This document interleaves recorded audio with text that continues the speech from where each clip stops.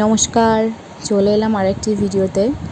প্রতিদিনই তো দেখাই প্রায় এরকম বিভিন্ন সাইজের হনুমান আসে আমাদের বাড়িতে। আজকে দেখো নিম গাছটাতে কতটুকু সাইজের হনুমান এসেছে। এই হনুমানগুলো দেখে একটু বেশি ছোট মনে হচ্ছে।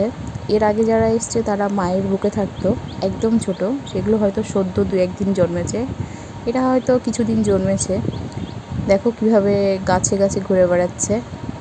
আসলে এদের দেখে অবাক হওয়ার বিষয়, কারণ ভগবানের সৃষ্টি, ভগবান প্রত্যেকটা জীবকেই ক্ষমতা দিয়েছে। মানুষের বাচ্চা যেখানে এটুকু বয়সে কিছুই করতে পারে না, তাদেরকে করে করে খাওয়াতে হয়, সেই বয়সে একটা হনুমান কীভাবে গাছে চড়ে চড়ে বেড়াচ্ছে।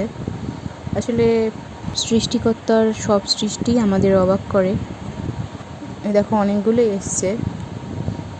এটা তো একটু বেশিই ছোট আর খুব কিউট।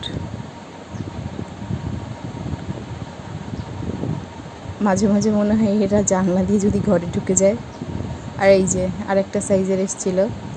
এই জানলাটা খোলাই রাখা যায় না, যখনই খোলা পাই তখনই চলে এসে এখানে বসে পড়বে।